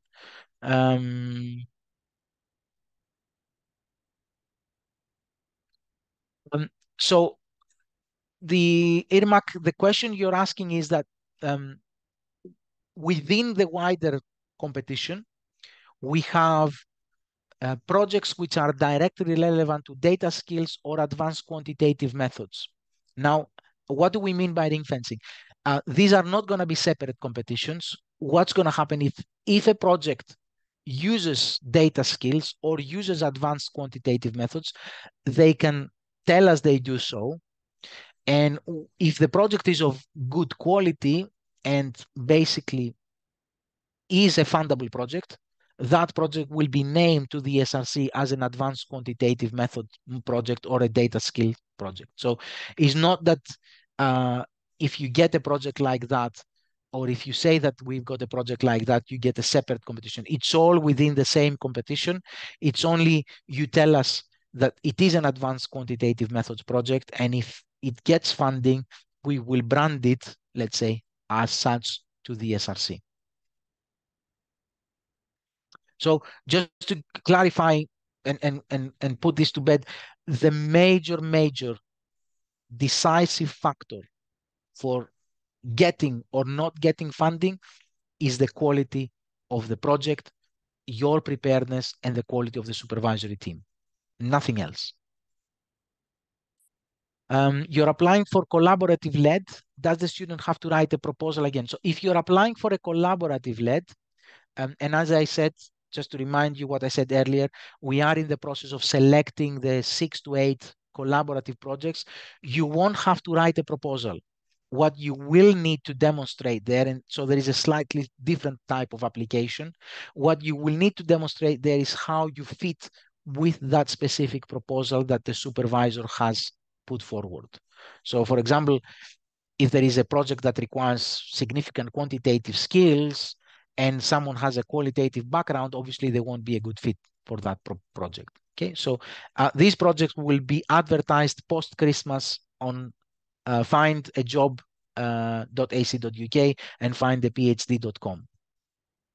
So you need to work on your fit, and obviously there is no supervisor statement there because the supervisory team is the team that will be doing the shortlisting process. So it's more about you and the way you fit with the project and the way you are motivated to deliver that project. Jargon. Well, what advice can I have? It's almost like your opening. So what you could think about is your project needs to be attention grabbing in the beginning, and then it needs to demonstrate that you've got the relevant expertise. So that attention grabbing in the beginning, you need to put the ideas in what we would call in the UK layman terms. So as basic as possible, assume that the person you're talking to in that proposal doesn't have prior experience of that project or that area. So I can take a psychology project, and psychologists usually tend to use a lot of jargon and technical terms. So let's take, if you start saying, oh, I'm going to do MRI scanning and neurophysical evaluation, all these things are terminology that perhaps someone that comes from a social anthropology perspective might never encounter before. So what you need to do is you need to explain the idea in the simplest term possible in the very, very beginning. And then as you progress, when you get into your literature, you might become a bit more technical. You might become a bit more project specific. And of course, in the methodology, you might need to demonstrate that you have the competence to manage that methodological kind of approach. So think about what is the idea. It's almost as if you were trying to present what you do to a person that you meet on the street. That's a very good test. Can that person understand what you're doing? And that would be my opening aspect of the proposal, so I can understand, everybody can understand where you're coming from.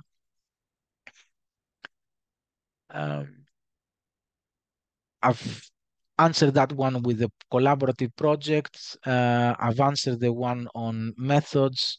Word restriction for the proposal. Yes, you are guided by the characters. So the characters, which I think, if I'm not mistaken now, do include spaces. The words are between 3,500 to 4,000 words, but the system will count characters effectively. So what usually happens, or what I would advise, is write your proposal on a Word file or Google Docs file, and then transfer it onto HI Apply, because it's much easier to do any kind of editing on the Word or Google Docs file than actually do the editing on HI Apply. Do we need to mention related theories, take theoretical standpoint? That's where you talk about the state of the art, the research background. Remember, one of the areas I said you need to highlight in your proposal is the research background. So in that research background, you talk about the theoretical perspective you might be getting. You talk about what the existing literature is providing you as foundation to move forward. Let me pick up the chat as well, because I can see a lot of movement there. Right. So I've responded to the number of studentships across the 6 themes. I said, there are no ring fencing. There is no allocation of studentships on each theme. It will be, a very open competition. Um, one of the things, there are possibly a couple of questions on international students. So international students are not separated in this process. So the proposals from international students are evaluated in exactly the same way as all other proposals. We don't identify international students in the process.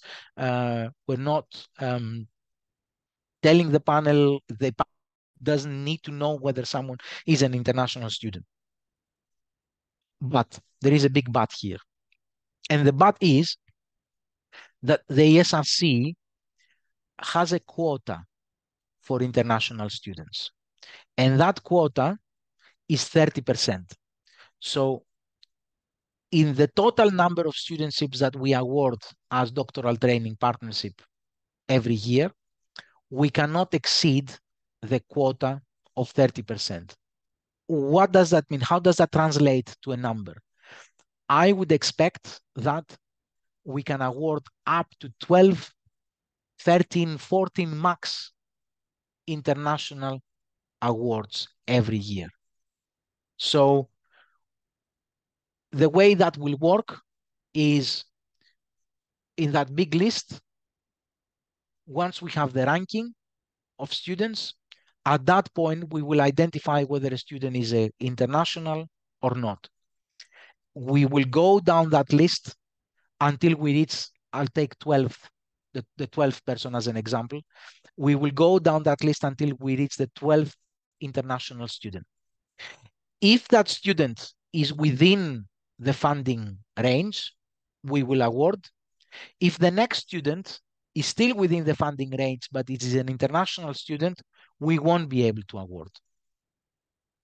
So let's say we have 14 scholarships, 15 scholarships that we can award altogether. And then the 12th person is the 12th, 13th persons are international students.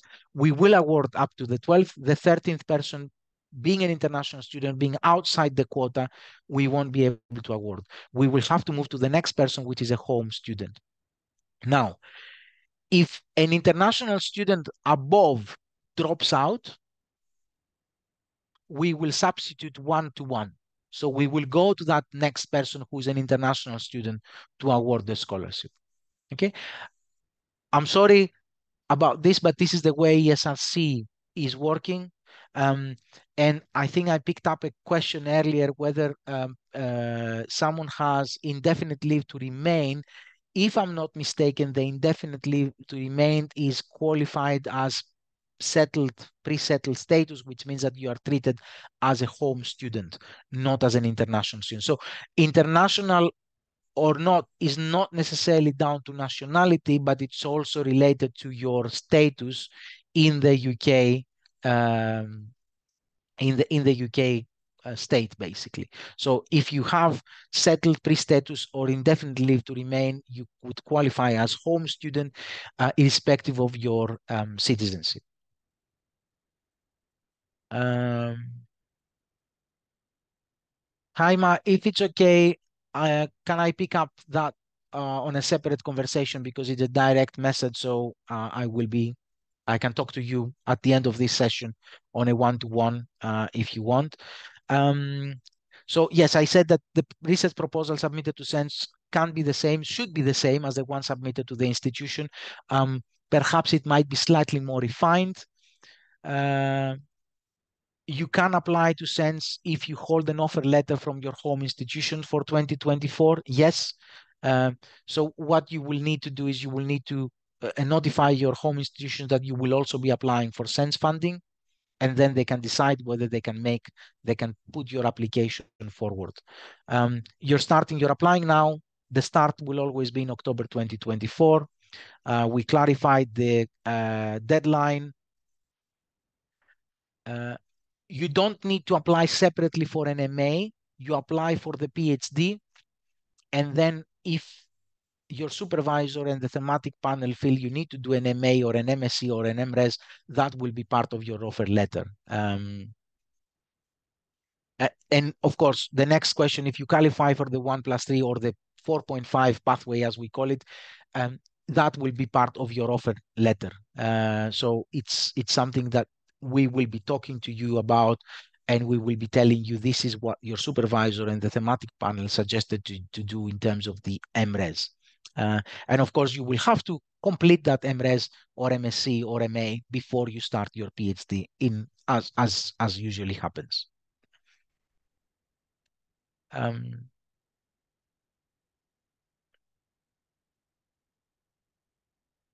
So I said you need to contact the supervisor as soon as possible. Time is running out.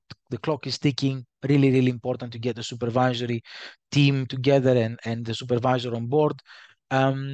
The funding is not available to professional doctorates. So the EdD, again, I think the EdD qualifies as a professional doctorate. ESRC doesn't qualify for funding professional doctors. They will have to be PhDs.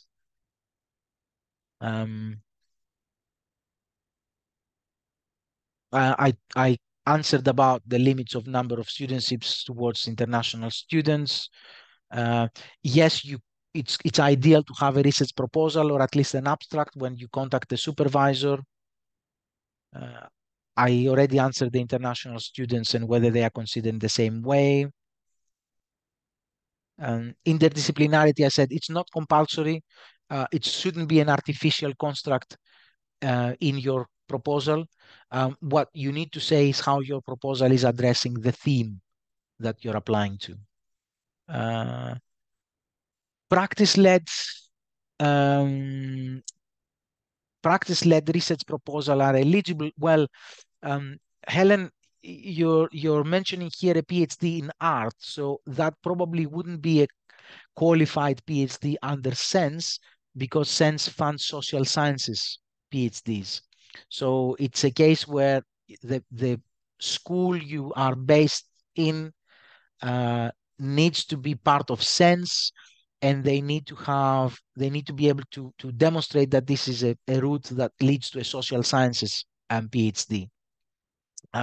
So we might need to explore that a bit more just to give you a definite answer. But my initial reaction to this one is probably is not a SENS funded PhD. You need to probably go to Chase or another DTP in the Arts and Humanities Research Council.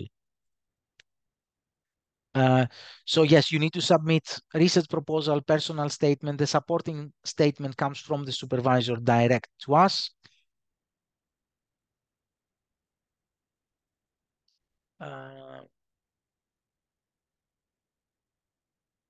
I think I've answered. The PowerPoint for the presentation and the video recording of this session will all be available on the website shortly after the end of this webinar.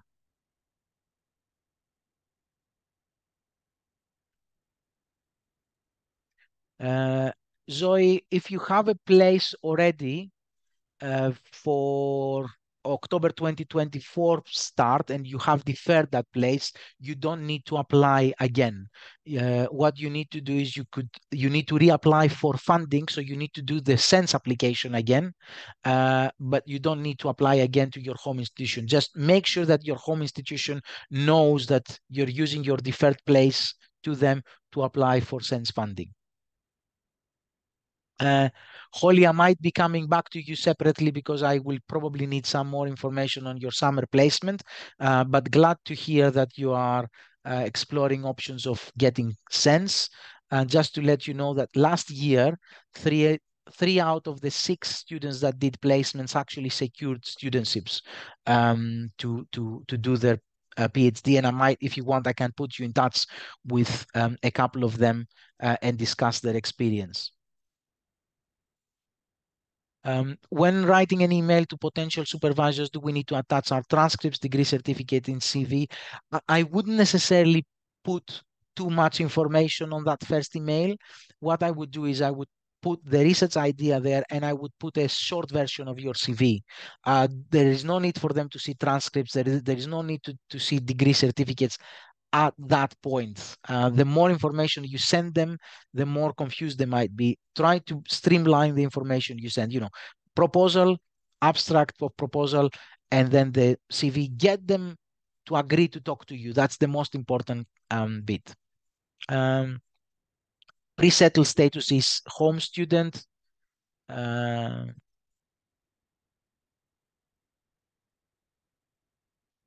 Usually the what happens is, so I'm answering Sophia's question here. How much time after someone drops out the next person learns about? Usually we let people know by mid-April. I think that's the deadline we have set this year.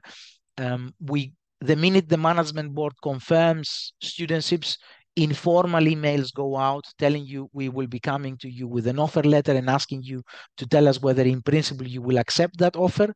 Uh, as soon as we hear from someone that they don't want the place, or as soon as the deadline, usually we give people a couple of days to respond to that email, and then the next person on that list will receive. So historically, between mid-April and beginning of May, we have the definite list of students that are willing to accept an offer for SENS. So by the time we reach beginning of May, you will probably know whether you will have secured the place, funded place or not.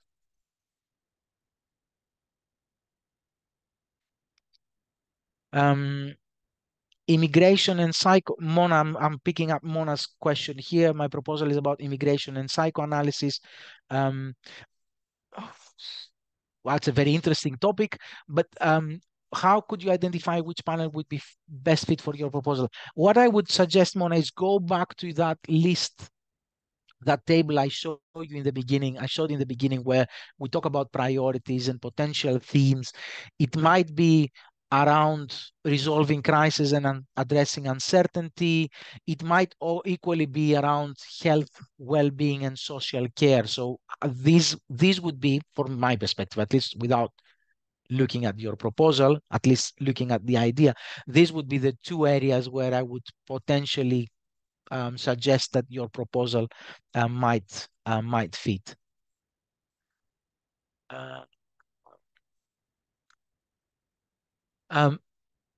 Vanashev has asked if the reference part is counted. No, the reference part is outside, so it's not part of your word count.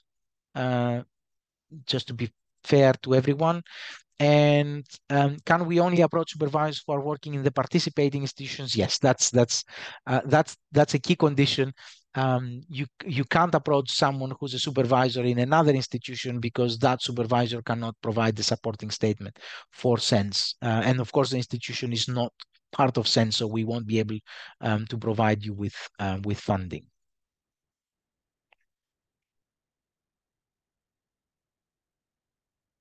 I think I went through all potential questions, and we are over time at the moment. So unless there are any other questions, I'm more than happy to pick up one-to-one conversations. You could email me at my DEP director email, just to put it back there, to address any issues specific. So I've already highlighted a couple of you that you might want to email me and have one-to-ones very quickly. Next week is relatively okay. So if you email me today, tomorrow, I should be able to offer you a slot in my next week's diary to pick up those individual conversations and discuss the complexities of your projects. As I said, this presentation together with the recording will be made available on the website. There is one more of these sessions on the 13th of December and then the following Saturday. The 13th of December is in the evening, the Saturday is lunchtime, and the Saturday is more of a question and answer session. So I will be picking up question and answers, questions that have been put forward from the different webinars and additional questions you might have at that point. Thank you very much for your participation today. And of course, thank you very much for your interest pursuing a PhD in one of the SENS institutions and the funding we offer.